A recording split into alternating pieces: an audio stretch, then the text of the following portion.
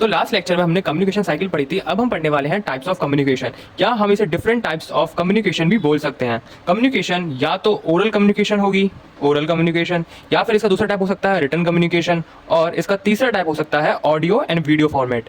Audio and video format में हम mostly audio या वीडियो सेंड करते हैं, और ओरल कम्युनिकेशन में हम सीधे सेंडर और रिसीवर आपस में कम्युनिकेट कर रहे होते हैं। सेंडर और रिसीवर आपस में कम्युनिकेट कर रहे होते हैं। रिटन कम्युनिकेशन में सिंपली सेंडर कोई लेटर या फिर कोई पोस्ट के थ्रू रिसीवर को इन्फॉर्मेशन देता है, और ऑडियो वीडियो फॉर्मेट में जब हम कोई व्हाट्सअप यूज़ करते हैं तो उसमें हम ऑडियो वीडियो सेंड कर देते हैं। अब हम एक ही करके इस इंडिविजुअल कम्युनिकेशन को पढ़ेंगे। तो सबसे फर्स्ट आता है ओरल कम्युनिकेशन। ओरल कम्युनिकेशन में क्या होता है कि सेंडर और रिसीवर जब आपस में एक दूसरे से इंटरेक्शन कर रहे होते हैं, तो उस केस में रिसीवर के पास ये बहुत ज़्यादा कैपेबिलिटी, हम कह सकते हैं पावर हो सकती है, कि जो भी कॉन्वर्सेशन दोनों के बीच में चल रही है, ये जो भी कॉन्वर्सेशन कर रहे हैं उस टॉपिक से रिलेटेड वो क्वेश्चन पुटअप कर सकता है सेंडर से।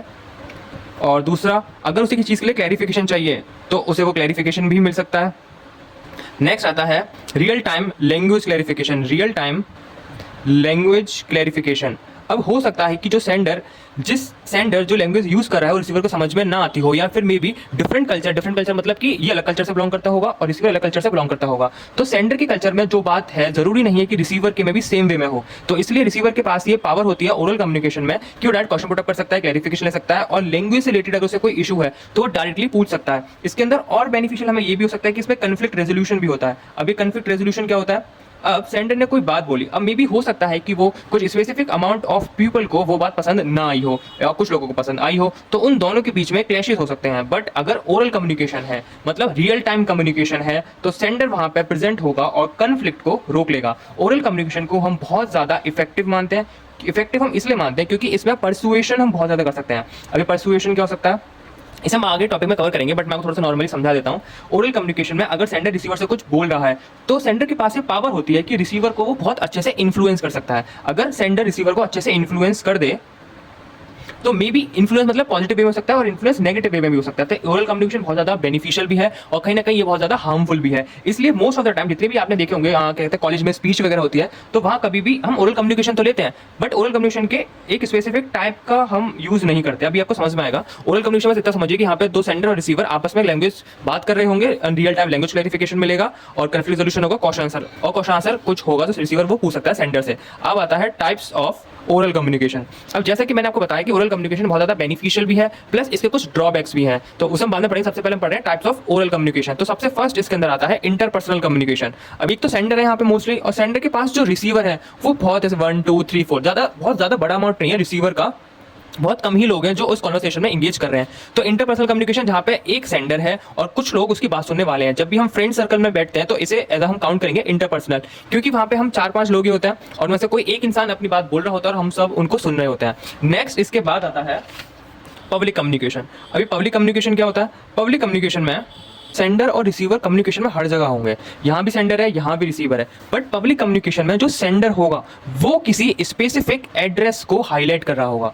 मे बी वो एड्रेस कुछ भी हो सकता है, जैसे कि जितने भी आपने देखे होंगे जितने भी स्पीच वगैरह दी जाती है वो सब पब्लिक कम्युनिकेशन में काउंट होगा। क्यों? क्योंकि वो एक स्पेसिफिक सिचुएशन या फिर स्पेसिफिक सब्जेक्ट को एड्रेस कर रहे हैं, कि मे बी हो सकता है कि यहाँ पे ये ज़्यादा प्रॉब्लम हो रही है, यहाँ पे ये प्रॉब्लम हो रही है, तो ये सब किसका पार्ट आता है, पब्लिक कम्युनिकेशन। जहाँ पे सेंडर और रिसीवर कम्युनिकेशन तो कर रहे हैं, सेंडर एड्रेस कर रहा है किसी स्पेसिफिक सब्जेक्ट को, और उसे सुनने वाले लोग इंटरपर्सनल से रिलेटेड से थोड़े ज्यादा है। नेक्स्ट थर्ड आता है इसके बाद मास कम्युनिकेशन। अब ये मास कम्युनिकेशन क्या होता है, मास कम्युनिकेशन में सेंडर तो एक ही होता है लेकिन उसे सुनने वाले बहुत सारे लोग होते हैं, या बहुत सारे लोग उसे देखने वाले होते हैं। इसका एग्जांपल हम टेलीविजन का ले सकते हैं। टेलीविजन में आप जब भी कोई मूवी देख रहे हैं या फिर आप कोई सीरियल देख रहे हैं तो उसमें सेंडर तो एक ही है, मतलब वो सीरियल तो एक ही चल रहा है, बट उसे देखने वाले बहुत सारे लोग हैं। तो ये सब क्या होगा, ये सब में काउंट होंगे मास कम्युनिकेशन में। तो ओरल कम्युनिकेशन जहां पे सेंडर और रिसीवर आपस में इंटरेक्शन कर रहे हैं और उस इंटरेक्शन में रिसीवर के पास बहुत ज्यादा पावर रहती है सेंडर से इंफॉर्मेशन गेन करने के लिए।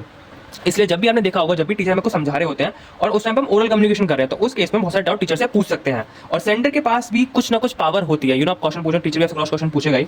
नेक्स्ट आता है टाइप्स ऑफ ओरल कम्युनिकेशन। इसमें समझ गए, एक इंटरपर्सनल कम्युनिकेशन, एक है पब्लिक कम्युनिकेशन, एक है मास कम्युनिकेशन। अब आता है, हमने फीडबैक पढ़ा था। अब ओरल कम्युनिकेशन में फीडबैक प्रेजेंट होता ही है। अगर आप किसी से ओरल कम्युनिकेशन कर रहे हैं तो अब एज अ रिसीवर आपके पास भी बहुत ज़्यादा पावर है, बट सेंडर के पास भी बहुत ज़्यादा पावर है। सेंडर ने जो भी मैसेज आपको कन्वे करा है वो मैसेज आपको कितना समझ में आया, सेंडर उससे रिलेटेड आपसे क्वेश्चन पूछ सकता है। मोस्टली हमने देखा होगा जब भी हम टीचर से कुछ सवाल पूछते हैं एज अ स्टूडेंट, तो टीचर सबसे पहले हमें क्रॉस क्वेश्चन करते हैं कि जरा सबसे पहले तुम मुझे ये बताओ। तो ओरल कम्युनिकेशन का ये ड्रॉबैक भी हम कह सकते हैं कि यहाँ पे क्रॉस क्वेश्चन बहुत ज्यादा हो जाते हैं। अब हम आते हैं फीडबैक में। फीडबैक का देखा जाए तो ओरल कम्युनिकेशन में फीडबैक बहुत ज्यादा हमें फास्ट मिलता है। जैसे रिटन कम्युनिकेशन आपको लेटर मिलेगा या नहीं मिलेगा, लेट आएगा, उसका हम कह नहीं सकते। ऑडियो वीडियो में डिपेंड करता है कि उसने मैसेज देखा नहीं देखा, बट ओरल मोस्टली जो भी हमें फीडबैक मिलेगा वो बहुत ज्यादा फास्ट मिलेगा, क्योंकि अगर कोई भी क्वेश्चन होगा तो सेंडर से रिसीवर से उस बारे में इन्फॉर्मेशन पूछ लेगा।